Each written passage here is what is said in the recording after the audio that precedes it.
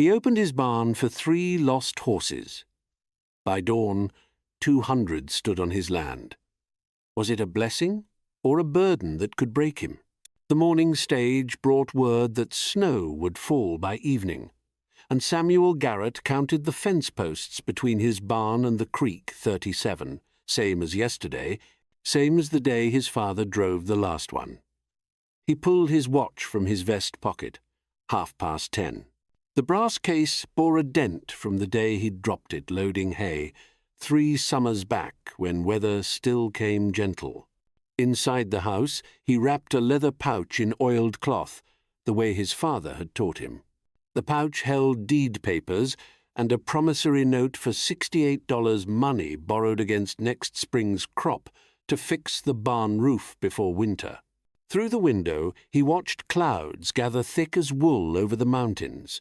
By noon, the first flakes fell. Samuel checked his horses, 2 mares, and an aging gelding, then latched the barn doors against the wind.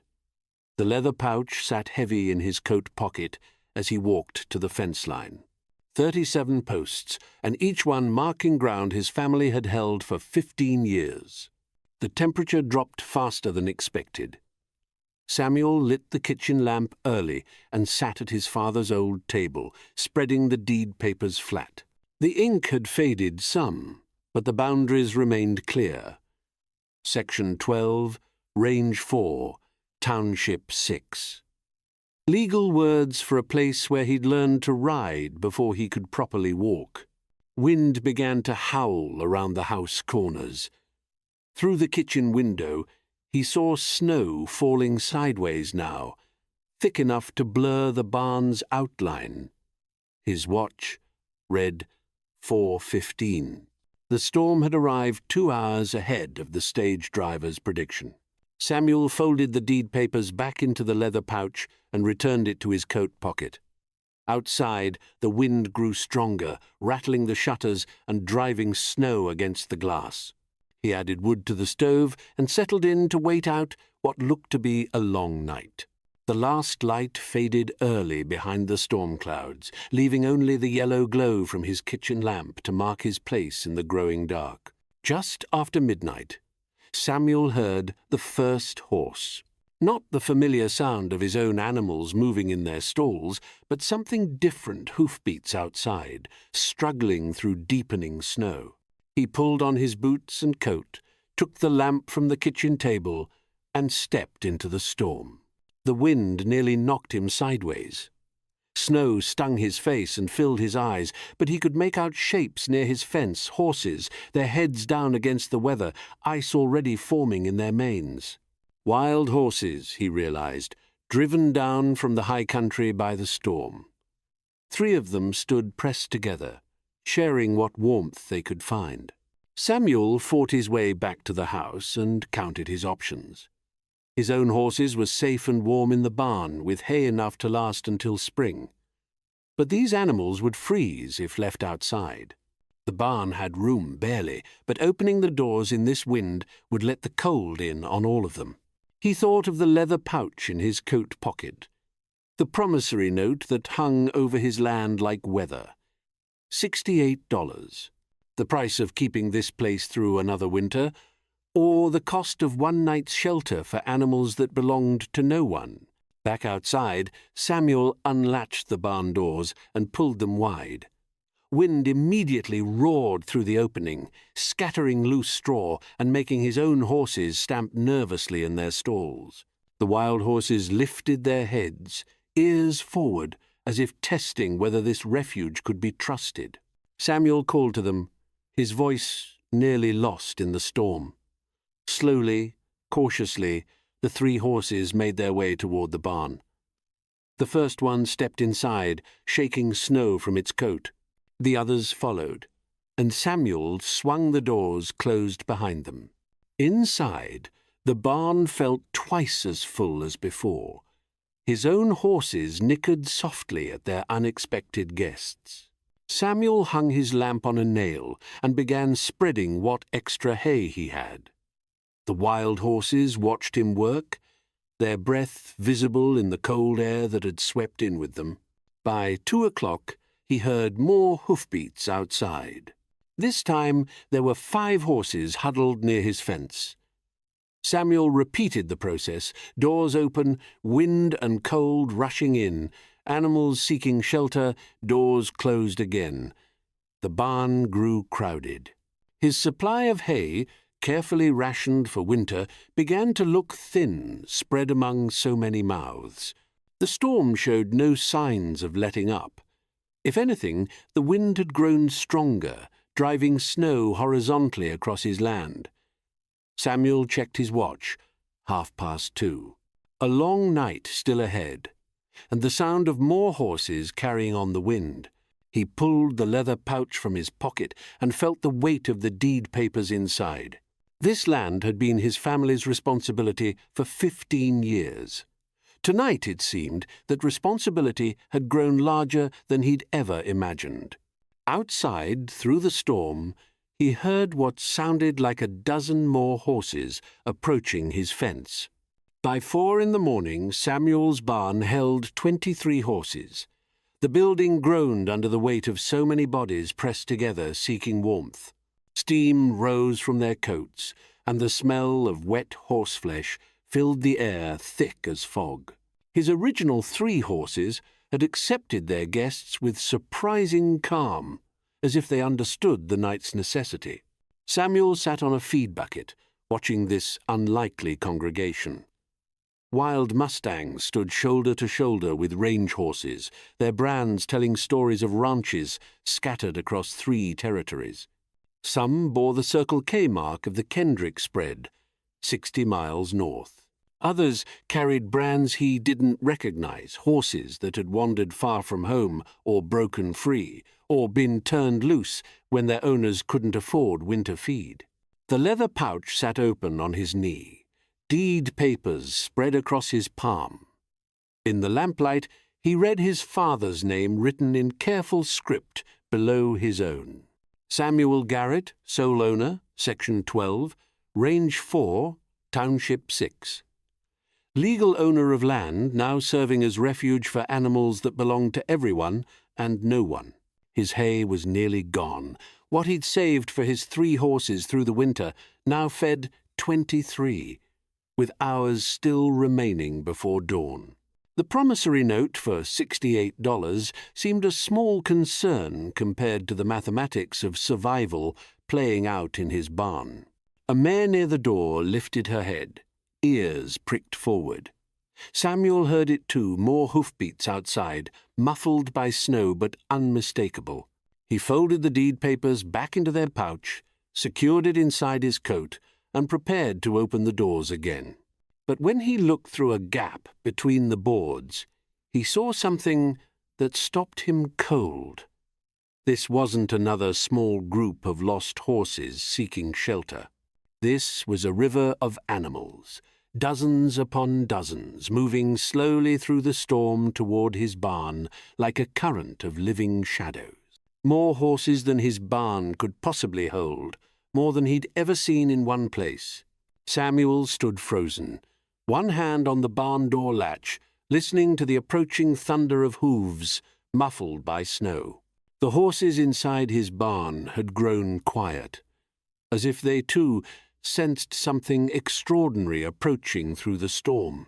Outside, the sound grew louder, not the desperate scramble of animals seeking shelter, but something more purposeful, organized, as if every horse in 3 territories had received word that Samuel Garrett's barn was open and they were coming to claim their share of warmth and hay and human kindness. Samuel Garrett, sole owner of Section 12, was about to discover just how much ownership could cost on a night when the storm made equals of every living thing caught beneath it. He lifted the latch and prepared to find out if his small refuge could somehow expand to meet an impossible need. Dawn came slowly, filtered through snow clouds that had spent their fury but not their presence. Samuel stood in his kitchen doorway, coffee cup in hand, looking out at what the night had wrought. His fence line, which yesterday had marked the boundary of his land, now disappeared beneath a sea of horses. They stretched from his barn to the creek and beyond, horses of every colour and size, some wearing saddles, others bearing pack gear, many with no tack at all. Wild mustangs grazed beside cavalry remounts. Ranch horses shared space with Indian ponies. A few wore the brass nameplate of the Territorial Mail Service. Samuel counted until he reached 50, then stopped counting and started marvelling. His barn doors stood open, and horses moved in and out freely, sharing what little hay remained. The building had become a way station rather than a shelter, with animals coming and going as they warmed themselves and rested before moving on. But none had left entirely. They had simply spread out across his land, turning his small ranch into something that resembled a vast winter pasture. Samuel pulled the leather pouch from his coat and sat at his father's table. The deed papers felt different in his hands now, not just proof of ownership, but a document that had somehow obligated him to become caretaker for half the horses in 3 territories. He spread the papers flat and read the legal description again. Section 12, Range 4, Township 6. Nowhere in those careful words did it say anything about responsibility for animals that didn't belong to him. A knock at his door interrupted his thoughts. Samuel opened it to find Jake Morrison, who ran the trading post in town, standing on his porch with snow still clinging to his coat. "Heard you had some visitors," Jake said, looking past Samuel towards the horses, words spreading pretty quick. "Tom Bradley rode in this morning, saying he saw more horses on your land than at the territorial fair." Samuel poured Jake a cup of coffee, and they walked outside together. The horses paid them little attention, focused on pawing through snow to reach grass or sharing the scattered hay from the barn. "That's my mare there," Jake said, pointing to a bay with white stockings. "Lost her 3 days ago when my boy left the gate open. Been looking everywhere." He paused, studying the scene. "But I'm not the only one. Got word that half the ranchers in the territory are missing stock. Some turned loose when folks couldn't afford winter feed. Others just wandered off or broke free." Samuel sipped his coffee and watched Jake's mare peacefully grazing beside a wild mustang. Storm drove them down from the high country. "I just opened the barn to keep them from freezing." "All night?" "All night. Must have opened those doors 50 times before dawn." Jake was quiet for a moment, counting horses. "Sam, you know what this means? Your hay's gone. Your winter feed won't last another week with this many mouths. And come spring, every rancher in 3 territories is going to remember that you're the man who saved their stock when they couldn't." Samuel had been doing his own mathematics since sunrise. His hay was indeed gone. The promissory note for $68 would come due in March, and he had no way to replace the feed these horses had consumed. But looking at the peaceful scene before him, horses that had found refuge when they needed it most, some reuniting with owners who had given them up for lost, he found he couldn't regret opening his barn doors. "Jake," he said, "I need to ask you something. You think a man can own too much land?" Jake looked at him strangely. "What do you mean?" Samuel pulled the leather pouch from his coat and showed Jake the deed papers. "Yesterday I owned 320 acres and 3 horses. This morning I'm not sure what I own, but I'm responsible for a lot more than I ever bargained for." A sound like distant thunder made them both look up. More horses were approaching from the east, a line of them moving slowly through the snow, following the trail left by those who had come before. Jake whistled low, words still spreading. "Every lost horse in 3 territories is going to end up on your doorstep." Samuel folded the deed papers and returned them to the pouch. "Then I guess I better figure out how to feed them all." By full daylight, Samuel counted close to 200 horses scattered across his land. The barn had become a shelter that never emptied, with animals cycling through to warm themselves before returning to the makeshift pasture outside. His hay was completely gone, scattered, and trampled into the snow. Samuel stood at his fence line, what he could see of it beneath the horses, and faced a mathematics problem that had no clean solution. 200 horses needed feed, and he had none left to give. The promissory note for $68 sat in his coat pocket like a stone, now meaningless against a debt measured in tons of hay and hundreds of hungry mouths. The sound of a wagon brought his attention to the road. Tom Bradley approached, driving a hay wagon with his 2 sons beside him on the seat. Behind Tom came another wagon, driven by the widow Henderson, and behind her 3 more wagons Samuel didn't recognize. Tom pulled up at Samuel's gate and climbed down, his boots crunching in the snow. "Morning, Sam. Heard you had a situation." "That's one way to put it," Samuel said, gesturing toward the horses. "I opened my barn to a few strays last night. Seems word travelled faster than I expected." Tom walked to the back of his wagon and began untying ropes that held several bales of hay. Jake Morrison rode to every ranch within 20 miles this morning. "Told us what you did, keeping all these animals alive through the storm." He hefted a bale and threw it down. "That's my paint gelding over there, the one with the blaze face. Been missing 2 weeks. I figured he was dead." The widow Henderson approached with her wagon. "My son's pony is here too," she said, "the little pinto mare.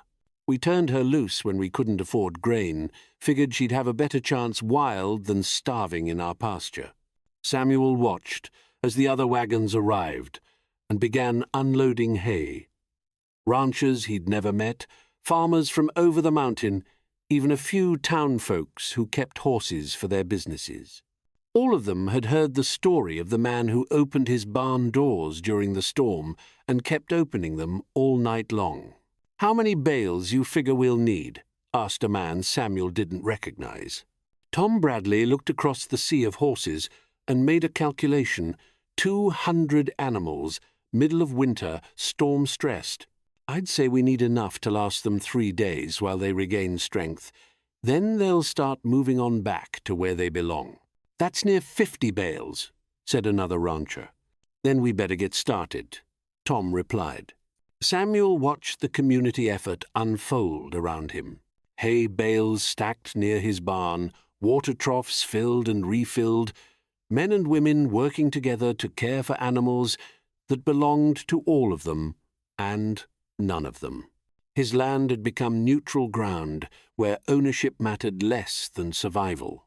Mrs. Henderson approached him as her sons scattered hay for a group of horses near the creek. "Mr. Garrett, I brought something for you." She handed him an envelope. "It's the deed to 40 acres adjoining your south pasture. My husband left it to me, but I can't work it alone. Figured a man who'd open his barn to every horse in 3 territories might know what to do with a piece of land that's too big for one person to handle." Samuel opened the envelope and found deed papers similar to his own, describing 40 acres that bordered his property. "Mrs. Henderson, I can't pay for this. Didn't ask you to pay. Asked you to use it." She looked toward the horses. "These animals are going to remember where they found help when they needed it. Come next winter, or the one after, they'll be back. You're going to need more pasture." Tom Bradley approached, wiping his hands on his coat. "Sam, we've got something else for you." He pulled a leather folder from his wagon and handed it over. "That's a bank draft for $300. Every rancher who found stock on your land this morning contributed. Jake Morrison said you had a note coming due in March." Samuel opened the folder and stared at the bank draft. More money than he'd seen at one time in 5 years, more than enough to cover his debt and buy seed for spring planting. "I don't understand," Samuel said. "I just opened my barn doors." You opened your doors and kept them open, Tom replied. All night, in the worst storm we've had in 10 years, you fed animals that didn't belong to you with hay you couldn't spare. Word is, you never hesitated, never counted the cost. Samuel looked across his land, where 200 horses grazed peacefully in the morning Sunday. Steam rose from their coats, and their breath clouded white in the cold air. Some wore halters and brands that would help their owners find them. Others bore no marks at all and would remain wild. All of them had found refuge when they needed it most. He pulled the leather pouch from his coat and removed his own deed papers. Section 12, Range 4, Township 6. Legal words for a place that had grown larger in one night than he'd ever imagined possible. Tom, he said, I need to ask you something. What makes a man an owner of land? Tom considered the question, looking out at the horses. Well, I guess it's having the papers that say so. Samuel held up both sets of deed papers, his own family land, and the 40 acres Mrs. Henderson had given him. Then what makes a man responsible for more than he owns? Tom smiled. I reckon that's just being a neighbor.